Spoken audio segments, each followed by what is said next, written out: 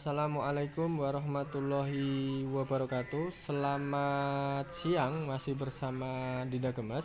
Hari ini kita akan mereview, kita akan membongkar koplingnya Air King sekitar tahun 97.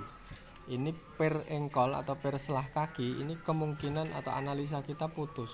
Nah, seperti ini. Bisa dilihat, bisa disaksikan, ini pernya nggak mau balik, engkolnya nggak mau balik. Apakah sekedar lepas atau putus. Nah, berbagai analisa nanti kita akan cek, kita akan bongkar, kita akan lihat benar-benar apakah yang bermasalah itu sekedar lepas atau putus.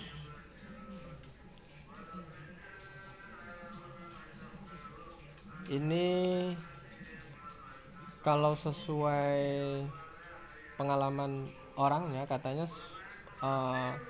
sudah ganti 3 kali ya, sudah ganti 3 kali ini. Jadi kemungkinan apakah yang bermasalah itu di bagian pernya, mungkin barangnya kualitasnya kurang bagus, atau pemasangannya, atau berbagai faktor yang lain. Kemungkinan bisa karena meleset atau patah atau segala macam. Nah, nanti sebelum kita mengganti, kita akan menganalisa dulu, kita akan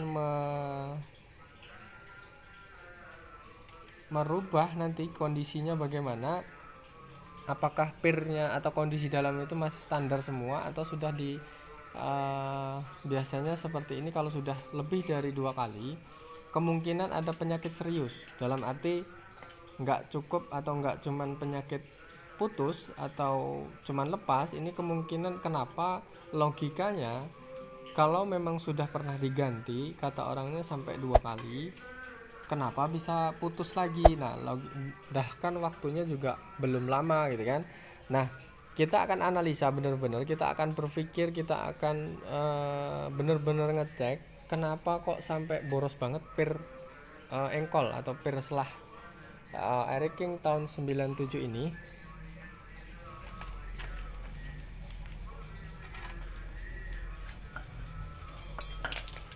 Apakah memang benar-benar kualitas pirnya kurang bagus, atau mungkin pakai di luar kualitas Yamaha atau orinya, ataukah memang kemungkinan bagian penyangga pirnya atau telubangnya ini kemungkinan bermasalah atau platnya bermasalah. Pokoknya permasalahan-permasalahan yang sekiranya nanti bisa ditimbulkan atau mengakibatkan pirnya patah atau lepas, ini kita harus analisa benar.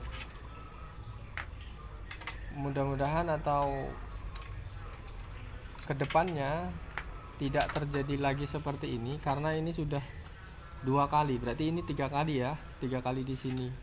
Dalam arti bongkar yang pertama sama yang kedua kita nggak tahu di mana bongkarnya. Katanya, kata orangnya, kita yang bagian di sini ini sudah 3 kali ganti. Jadi yang kita juga nggak nanya pertama kali dan kedua kalinya ganti itu di mana, juga kita nggak nanya, dan itu juga nggak perlu bagi kita ya istilahnya. Cuman kita menanyakan atau pengen mengetahui riwayatnya seperti apa, kok bolak-balik ganti pir engkol atau pir selah. Ini kemungkinan atau analisa itu pasti ada masalah, dalam arti masalah seperti tadi. Nanti kita akan cek ya benar-benar. Oke, mudah-mudahan sekali lagi kita tujuannya share, berbagi pengalaman seperti ini dengan membuat sebuah penayangan atau sebuah konten tentang dunia perbengkelan. Mudah-mudahan ini bermanfaat bagi teman-teman, bagi sesama mekanik. Mudah-mudahan ini bisa dimanfaatkan, bisa disaksikan dari awal sampai akhir. Tujuan kita hanya berbagi pengalaman, dan sekiranya ada kekurangan atau kesalahan kita dalam menganalisa atau audionya atau bekerjanya dalam menangani masalah seperti ini, sekiranya ada yang nggak cocok, mohon dimaafkan atau diikhlaskan. Kita kemampuan kita juga terbatas, kurang lebih seperti ini kita caranya. Nah, mohon untuk teman-teman mekanik yang sudah senior atau yang sudah kelasnya sudah master Mohon saran dan kritiknya, isi kolom komentar di bawah video ini agar kita lebih baik lagi dalam membuat penayangan atau membuat sebuah konten yang berisikan sebuah atau dunia perbengkelan, agar kita lebih baik lagi. Sekali lagi, agar kita lebih baik lagi, silahkan kritik dan saran kita tunggu. Untuk teman-teman yang sekiranya pengen menyaksikan, pengen mempraktekkan, silahkan simak benar-benar video dari awal sampai akhir. Nah, ini kita cek dulu ya, kita lihat ternyata ini memang benar-benar putus. Nah, ini ujung tengahnya sudah, pohon ngaitnya sudah putus. Ini mutlak karena faktor pir ya, atau bahannya kemungkinan ini bisa dibilang kadang-kadang bungkusnya Yamaha, tapi juga ya sekarang banyak seperti itu kan. Cuman kelihatan banget pirnya ditekuk sendiri, itu kelihatannya beda gitu. Ini kita pakai orinya Yamaha. Ini kita pakai orinya Yamaha biar nggak terjadi atau terulang bolak-balik putus. Nanti kita langsung, nah ini tengahnya, kalau sebenarnya ini perbedaannya seperti yang di tangan kanan ini yang baru, yang asli orinya. Ini tengahnya ada penahan, ini kalau yang lama sudah patah. Nah, sambil kita cek, sebenarnya yang bikin putus ini selain faktor dari kekuatan pir, ini juga ada plat, ada ini ring besar melingkar ini. Kita nanti akan bongkar dulu. Kita sudah setel tadi ya. Kita sudah setel pirnya, platnya ini terlalu melengkung, atau ring atau platnya yang besar tadi terlalu melengkung. Jadi kalau pas di engkol itu, pas baliknya ini kemungkinan untuk lepas atau patah itu ada, karena plat ini seharusnya dia lurus, tapi ini sudah berbentuk kayak cekung ya. Jadi ini kemungkinan ya usia pemakaian. Nah, analisa kita, per kopling ini kenapa mudah putus, ini kita analisa kita tadi seperti itu. Jadi selain faktor pirnya yang kurang bagus, ini bagian ring atau plat yang besar tadi ini terlalu melengkung. Jadi kita sudah ratakan pakai pukul, kita sudah sejajarkan dengan kondisi pir sama atomnya itu. Jadi biar nggak terjadi lagi kondisinya putus seperti yang kemarin-kemarin, maka kita akali tadi. Sekali lagi ya, karena faktornya bukan karena faktor pir semata, tapi karena memang plat atau ring yang bulat yang gede itu memang sudah kondisinya sudah cekung, jadi harus disetel ulang. Oke, sampai di sini bisa dipahami ya apa yang menjadi penyebab pir engkol, pir selah Eriking ini sering mengalami putus. Bahkan ini yang ketiga kali katanya, kata orangnya. Ini faktornya itu di bagian pir sama plat yang penahan ini sudah nggak lurus lagi. Jadi dua faktor ini yang menyebabkan kenapa pir engkol itu sering putus. Bahkan juga dibilang katanya kelasnya sudah bagus semua, tapi nggak lama kok putus, sudah 2 kali, berarti di sini 3. Jadi sekali lagi, mudah-mudahan ini bisa dimengerti ya, faktor atau penyebab kenapa pir engkol kopling, pir engkolnya Eriking ini sering putus dan boros banget, pir bolak-balik ganti sudah 2 kali ya katanya.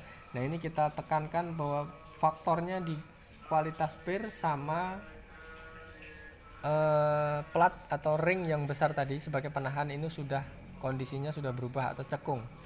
Oke, sampai di sini bisa dipahami. Kita nggak perlu membongkar kampas kopling semuanya, dalam arti karet jok, cuman kita tadi cuman sekedar mengecek apakah kampas koplingnya sudah habis atau tidak. Ini adalah faktor atau kendala yang dialami, kata orangnya tenaganya sudah kurang fit atau menurun. Jadi kita cek sekalian kampasnya, apakah kampasnya bermasalah, tapi ternyata tidak, kampasnya masih bagus. Jadi kita pasang lagi. Jangan lupa ada tandanya kalau kelasnya kopling seperti ini, ada tanda panah. kalau kebalik juga dia nggak main.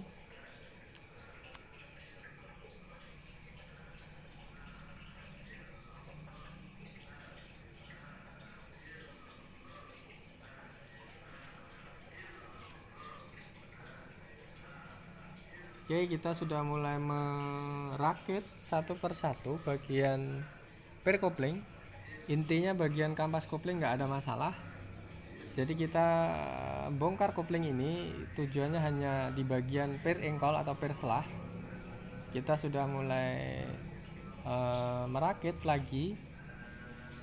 Penyakitnya cukup sederhana, itu di bagian per sama ring yang besar atau plat yang tadi kurang lurus, dalam arti dia sudah cekung, kita setel ulang, jadi biar awet, nggak ada kendala lagi ke depan. Oke.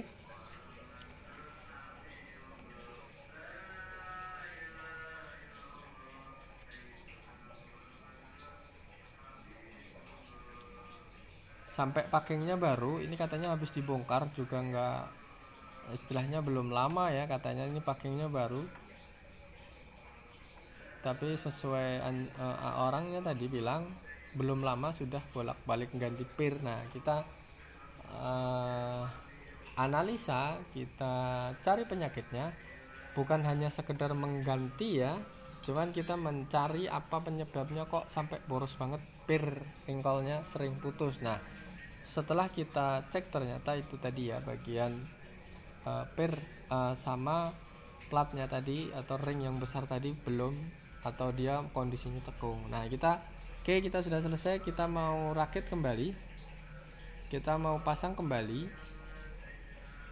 Ini packing yang baru, cuman sudah kena oli, jadi kita nggak perlu ngelem sebenarnya sih ya, cuman nanti pasti antisipasi aja, ngerembes sedikit biar lebih yakin lagi. Kita akan lem sedikit aja nanti, tapi hanya di bagian bawah. Sebenarnya lem packing ini kalau baru sih ya nggak perlu dilem, asal dia nggak ada masalah bocor atau kendala yang lain, sebenarnya nggak usah di lem, cukup. Nah, ini tipis-tipis aja nih ya, sekali lagi lemnya tipis-tipis aja, khusus bagian bawah yang sekiranya terkena oli. Kalau misalnya memungkinkan untuk dilem semua, ini jangan sampai kebanyakan, ini tipis-tipis aja ya, sekali lagi tipis-tipis aja kita sarankan, karena nanti kebanyakan juga, pertama kerapiannya kurang, kedua juga nanti kalau kebanyakan lem ini akan merusak packing. Jadi packingnya biasanya kalau sudah sistemnya bongkar packingnya di lem ini sekali pakai, jadi setiap nanti misalnya ada apa-apa, bongkar lagi atau apa, kendala yang lain, pasti nanti akan sobek, ujung-ujungnya mengganti. Nah, di situ akan boros, ganti packing lagi. Nah, di situ kita menghindari pemborosan seperti itu. Makanya juga asalkan dengan catatan kondisinya masih bagus, bersih, kita pakai lagi, dan kita sedikit tipis-tipis aja lemnya. Untuk itu pun juga seperlunya ya. Itu pun juga seperlunya. Jangan sampai boros di lem, nanti ujung-ujungnya akan merusak packing kalau di saat bongkar. Sebenarnya lem ini dianjurkan untuk memang kalau setiap bongkar itu antisipasinya lem ya, cuman kan kita juga mengambil kerapiannya. Kadang-kadang kalau kebanyakan lem ini akan mulai cerepet di luar bagian packing, bagian mesin, nanti kelihatan akan kumuh banget. Jadi berusaha untuk kita tidak seperti itu. Intinya mengantisipasi, mudah-mudahan packing ini bisa dipakai di kemudian hari. Kalau misalnya ada apa-apa, misalnya mau ganti kampas kopling atau apa, kan bisa masih dipakai lagi. Jadi nggak harus setiap bongkar kopling ganti packing, setiap bongkar kopling ganti packing. Nah, tujuan kita seperti itu.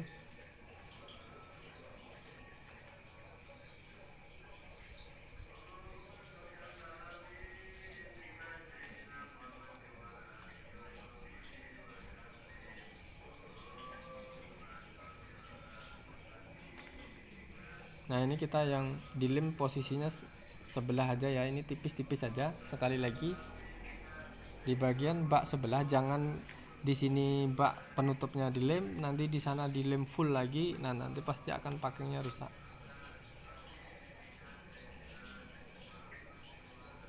Oke, kita akan merakit, kita akan memasang.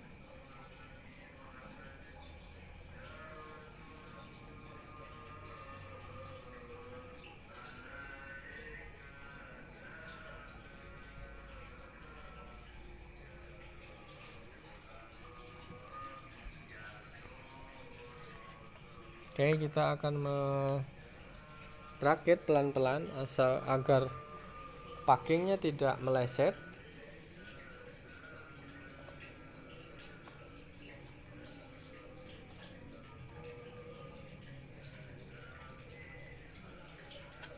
Oke, sampai di sini bisa difahami ya bagaimana cara mengantisipasi atau cara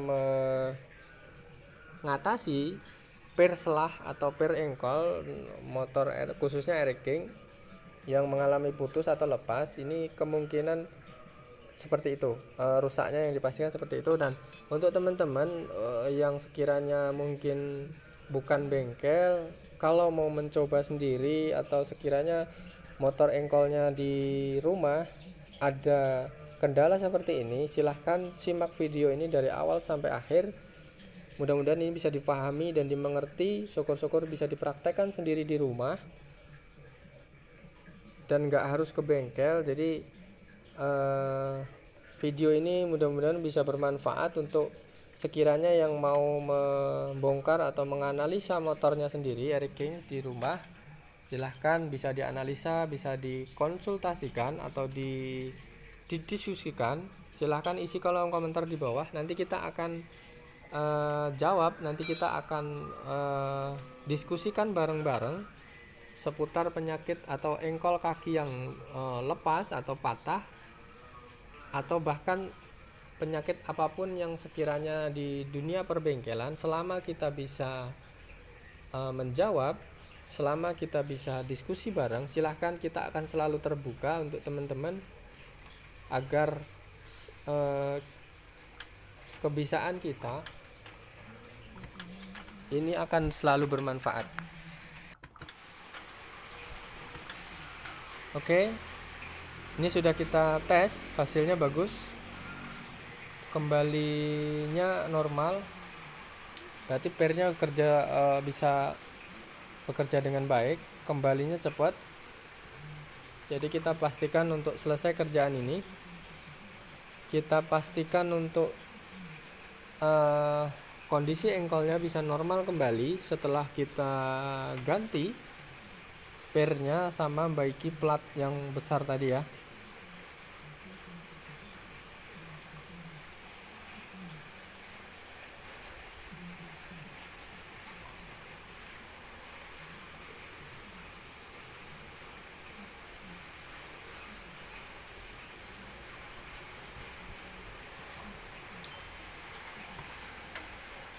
Nah, ini bagus, kembalinya cepat.